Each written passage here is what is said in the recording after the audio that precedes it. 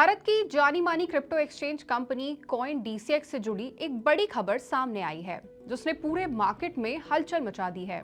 Company के को founders की गिरफ्तारी की खबर ने निवेशकों को चौंका कर रख दिया है और कई बड़े बड़े सवाल खड़े कर दिए हैं। तो आखिर क्या है ये पूरा मामला और इसका असर आम निवेशकों पर क्या पड़ेगा? चलिए आज की इस वीडियो में जानने की कोशिश करते हैं।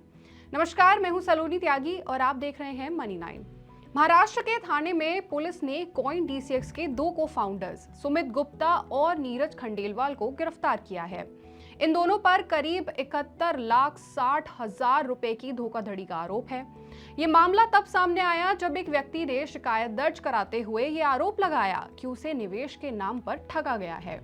दरअसल शिकायतकर्ता एक 42 साल के इंश्योरेंस एडवाइजर हैं। उनका कहना है कि उन्हें कॉइन डीसीएक्स से जुड़ा एक निवेश और फ्रेंचाइजी ऑफर दिया गया था। शुरुआत में उन्हें भरोसा दिलाया गया कि अगर वो स्कीम में पैसा लगाते हैं तो उन्हें जबरदस्त रिटर्न मिलेगा। धीरे धीरे उनसे अलग अलग किश्तों में पैसे निवेश करवाए गए। अगस्त 2025 से मार्च 2026 के बीच उन्होंने कुल मिलाकर 71,60,000 से ज्यादा की रकम इस स्कीम में लगाई। ये पैसा उन्होंने कभी ऑनलाइन ट्रांसफर किया तो कभी कैश के जरिए दिया, लेकिन कुछ समय बाद उन्हें ना तो कोई रिटर्न मिला और जब उन्होंने अपना पैसा वापस मांगना शुरू किया तो उन्हें टालने की कोशिश की गई और यहीं से उन्हें शक हुआ कि उनके साथ धोखाधड़ी हुई है और उन्होंने पुलिस का दरवाजा खटखटाया। 16 मार्च 2026 को थाने के मुमरा पुलिस स्टेशन में एफआईआर दर्ज की गई। इस मामले में सिर्फ को फाउंडर्स ही नहीं बल्कि 4 और लोगों के खिलाफ भी केस दर्ज किया गया है, जिससे पुलिस को ये शक है कि एक बड़ा नेटवर्क हो सकता है। जांच के दौरान पुलिस ने दोनों को फाउंडर्स को बेंगलुरु से गिरफ्तार किया और कोर्ट में पेशी के बाद उन्हें पुलिस कस्टडी में भेज दिया गया है। और अब पुलिस ये पता लगाने में जुटी है कि इस पूरे मामले में और कौन कौन शामिल है और क्या ऐसे और भी लोग हैं जिन्हें इस तरह का स्कैम झेलना पड़ा है और जो इस तरह के स्कैम का शिकार हुए हैं। लेकिन कहानी यहीं खत्म नहीं होती। इस पूरे मामले में कॉइन डीसीएक्स ने एक बहुत अलग तस्वीर पेश की है। कॉइन डीसीएक्स ने इन सभी आरोपों को पूरी तरह से खारिज कर दिया है और इसे एक संगठित धोखाधड़ी का मामला बताया है।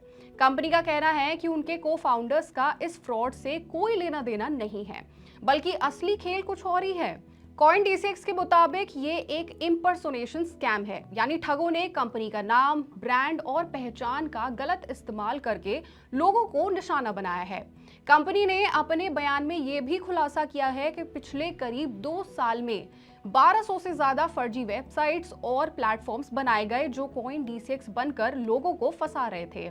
इन प्लेटफॉर्म्स के जरिए लोगों को हाई रिटर्न का लालच दिया जाता था, खुद को कंपनी का प्रतिनिधि बताया जाता था और फिर पैसा थर्ड पार्टी अकाउंट्स में ट्रांसफर करवा लिया जाता था। कॉइन डीसीएक्स का साफ कहना है कि ये पूरा नेटवर्क कंपनी के बाहर के लोग चला रहे थे और कंपनी इस मामले में जांच एजेंसियों के साथ पूरा सहयोग करेगी। अब इस केस में 2 अलग अलग कहानियां सामने आई हैं। एक तरफ पुलिस का दावा यह है कि निवेश के नाम पर ठगी हुई है और दूसरी तरफ कंपनी यानी कि कॉइन डीसीएक्स ये कह रही है कि ये पूरा मामला एक स्कैम से जुड़ा हुआ है।